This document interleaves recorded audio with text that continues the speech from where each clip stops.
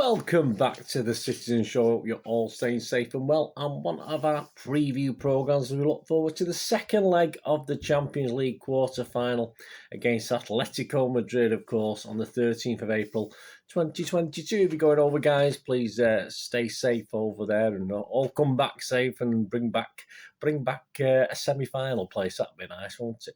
It's at the Wanda Metropolitano Stadium. Yes, fairly newish, that one. I don't think Pep's played there before. He's had some interesting visits. There's a bit more on that later on in the quirky stats. So this is our 100th game in the Champions League. A bit more on that as well in the quirky stats later. 100th game in the Champions League. You think it never happened, didn't you? And we'll have a look at how they've done since he played us. Well, they've only played one game, so we'll have a quick look at Atletico, the fallout from the first leg, etc. Did we learn anything? We learned that they didn't play much football, so surely they must play a little bit more this time, that's for sure. I'll try and predict our starting 11, but I'm absolutely clueless, really, with the FA Cup game being on Saturday and this on Wednesday. I mean, surely this has to be the best team, and then we'll see what happens for Saturday, surely. I imagine that's what Pep will do. I mean, obviously, Champions League, vastly important. Of course, we want to win the FA Cup, and it wouldn't bother me if we just won the FA Cup and that's it this season. But obviously, Pep has to think about the bigger picture than that. So it will be interesting. I have done in 11, but as I say, I've sort of looked at it and think, well, I could be 4 or 5 players out. It is what it is. The match is being shown on BT Sport 2 here in the UK. And who's in charge? Yeah, well, the Germans are coming this time, guys. With that, Romanians didn't do a great job last time, did they? And as far as I can see, all the officials, VAR and the on-pitch officials are German, which is unusual. They usually have a little bit of a mix. So we've got Daniel Siebert, who's a referee, 37. He was the 4th official when we beat Real Madrid 2-1 at the Etihad Stadium in 2020, so that might be a lucky omen, hopefully. And he's had 29 games this season officiated, showing 102 yellow cards and 3 red cards. So hopefully he will be a little bit better than the guy we had last week against Atletico. He was a referee at Wanda Metropolitano back in October when Liverpool beat Atletico Madrid 3-2, and Antoine Griezmann was sent off. So yeah, the negative of that is perhaps he might try and make up for that, might he, for the fans there. Obviously, so that's the sort of negative I can see. The positive, he's not frightened of sending people off, but hey, we'll have to see, won't we? Assistants are Jan Seidel and Raphael Fulton. Marco Fritz is the VAR. I'm sure he's refed one of our games. He looked familiar, his face anyway. The picture's up there, but he's the VAR guy and the guy making his German coffee. Did he have coffee in Germany? Of course you have coffee in Germany, Bernard. What am I talking about? Will be assistant video referee Christian Dingert. He'll be assisting him or making the brews anyway, that's for sure. Perhaps putting the old Frankfurters in there. I'm being very, what's the word? Sorry, guys, the Germans. German referee Felix Zweyer has been named as the 4th official. So as I said, I think it's an all German contingent, so that'll be interesting, won't it? Pep's popular. Is he popular in Germany? I suppose he must be popular if he Bayern Munich fans, was he? Although he never won the Champions League for him, so perhaps he isn't. I just don't know. And odds to win the match, City are 4-5 on, so that's not bad, is it? That's not bad if you fancy a City win, nearly even, so, 0.8 obviously, but that's not bad odds, please, when the fun stops and be gamble aware, of course. The draw is 13-5, and Atletico win is 15-4. Please check out my little special odds features. We're going to a little bit more depth and detail, and let's hope we win some more money for our nominated charity, which is the Christie this season, towards the end of the season. I'll just say it won't be again next season if we do a similar thing, but it's a nominated charity this season anyway. So please check out my odds feature and give us your support. That would be much appreciated.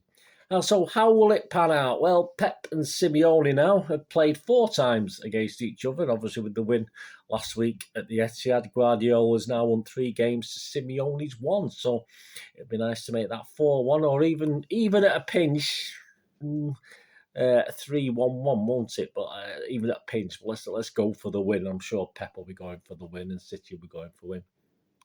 And as I said, they'd had before they played us last week, they'd done very well in the league. They won the last 5 league games, but sadly they fell well short at weekend against 17th placed Mallorca, or Mallorca, I don't know how to pronounce it, Mallorca.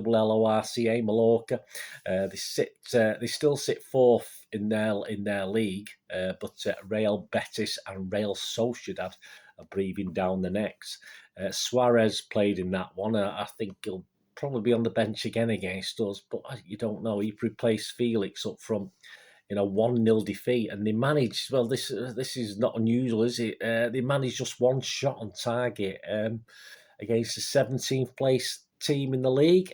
Fallout from playing us. I mean, they do usually do a little bit better than that in their own league.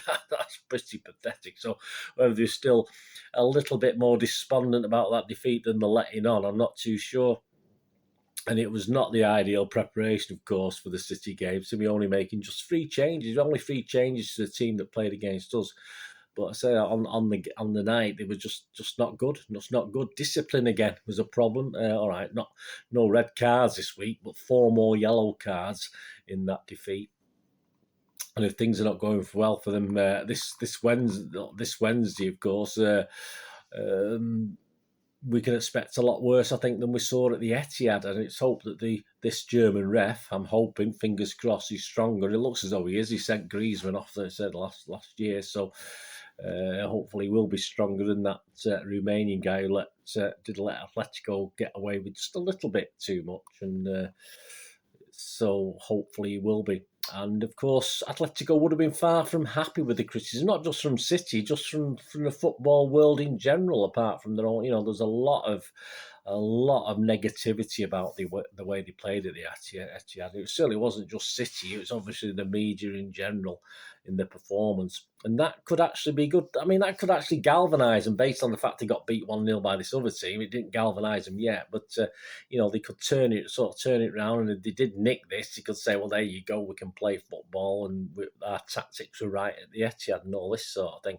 So in a similar way, at the Etihad, we didn't want them to take a lead because they know what they're like once they take a lead. It gets even worse, all the histrionics and all the play acting, etc. So we will have to start this game on the front foot and take it to them. Atletico, they're yet to beat an English team at home this season. Obviously, they played Liverpool and United, and now they're playing us. And I think City, yes, we just have to remain disciplined. This is things where, obviously in my team in a minute, I've not put Grealish in the starting 11, but I think he'd be ideal. He'd be ideal for the old shithousery and cause, because he likes winding up, and he's not bothered about being wound up. He gives what he gives as good as he gets. I was a bit worried about people like Jesus, but obviously he's not playing now. He obviously still only got himself booked in the first leg, so he can't play anyway. But people like that get a bit, and Sterling can take it. Sterling can take a bit of kicking cart. He just gets up and gets on with it, and we all know what Bernardo's like. Grealish is the master of shithousery, then Bernardo is as well. So we've got enough players that can cope. It's just a matter of keeping that discipline. We've got Walker back, haven't we? So he has to keep his feet on the ground and not kick anybody. We don't want to drawn into anything stupid, and they'll try to do that. Madrid, Atletico, will try and draw us in and get players booked, even get players sent off. So we've just got to be cool and calm. And KDB himself sometimes lets himself down, but I think he's been a little bit more disciplined since he's starting to hit a little bit of form recently. So I do expect City to win at least by 1 goal, if not more, on the night. And as I say, quieten the fans as soon as they can.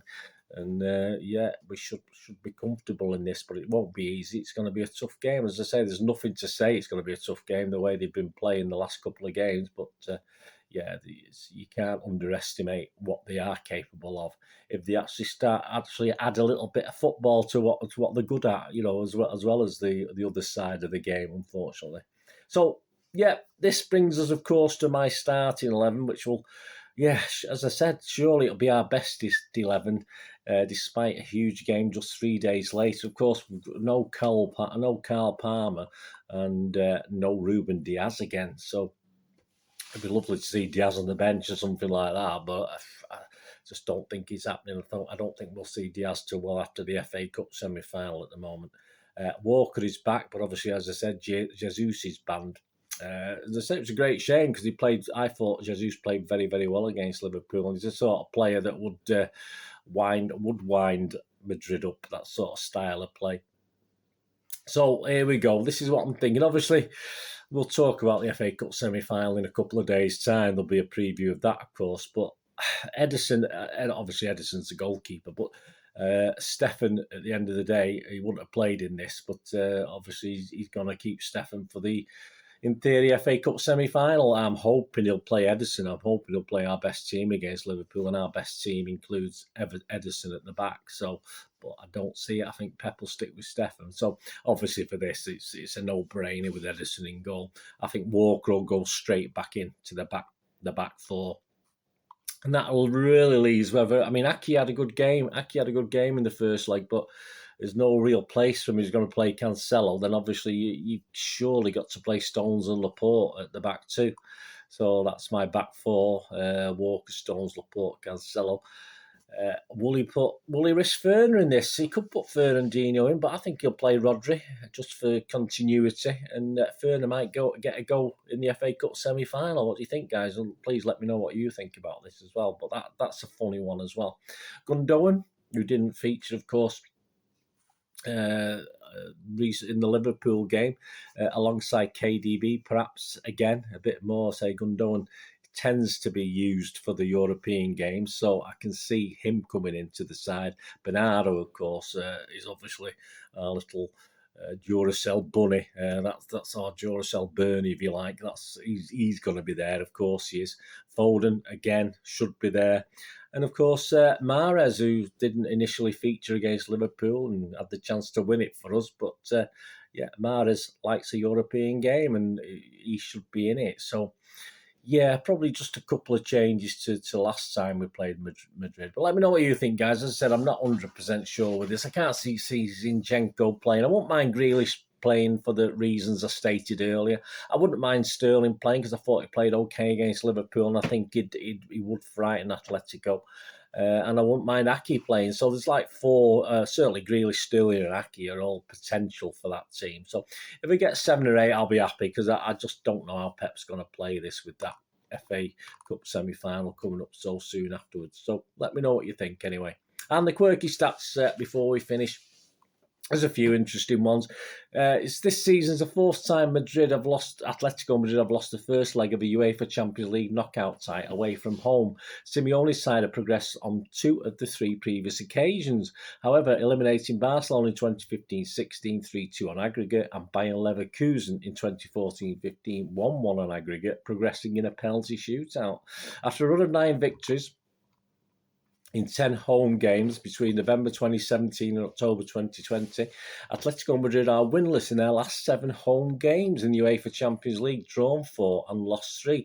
Their last win in this competition on home soil came in October 2020 versus Salzburg 3-2. Pep Guardiola's faced Atletico Madrid away from home on 6 previous occasions as a manager, won 3 and lost 3, so it's a straight split, with the most recent of those being a 1-0 defeat in UEFA Champions League while in charge of Bayern Munich, which he never got to that final, never got a win, did he, for Bayern Munich in 2015-16. This will be Guardiola's first away game at the Wanda, whatever it is, Metropolitano. Let's have a look at the next one. Yeah, so like my mouse is jumping. Atletico Madrid failed to attempt a shot in the first leg against City. Yes, we remember that.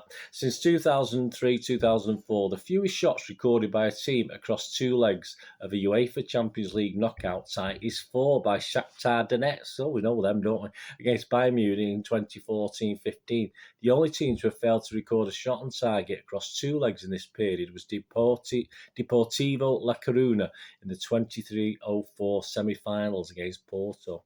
This will be City's 100th game, as I said before, in the UEFA Champions League.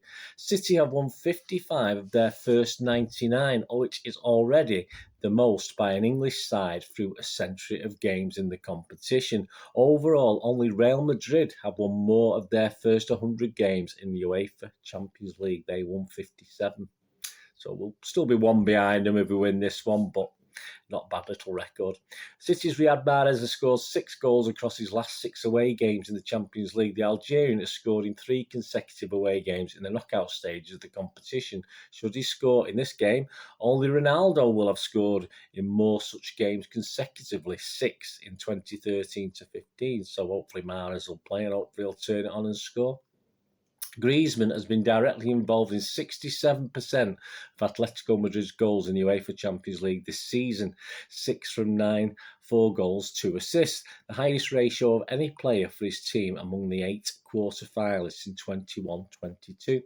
João Cancelo has been directly involved in 5 goals for Manchester City in the UEFA Champions League this season, 2 goals and 3 assists, the joint most by a fullback in one of Pep Guardiola's teams in a single campaign in the competition, along with Dani Alves in 2010-11, also 2 goals and 3 assists. There you go, my thanks to Goal.com for those stats, and they may have got them some other places as well, but there's the quirky stats. So there you go, guys, let me know what you think. Looking forward to it. Give us a score prediction. I'm going to go. I didn't write this down. I wasn't going to do it, but I'll score prediction. I'll go 2-0. 2-0 to City. I think we'll be okay. Let's keep another clean sheet. That'll be great. And of course, the match report will be out on Thursday lunchtime. Plus, of course, on Thursday, it might even be on Wednesday, but I doubt it. I won't have enough information, I don't think. A preview, of course, of the Liverpool FA Cup semi-final. I'm sick of playing them. It gets a bit boring now, doesn't it, guys? And of course, please check out my little odds show and my charity bets for this Atletico Madrid game. Thanks for watching, guys. Please, I only ask one thing, don't I? Until we meet again, please stay safe, Blues. Come on, City. Thanks for watching. Bye for now.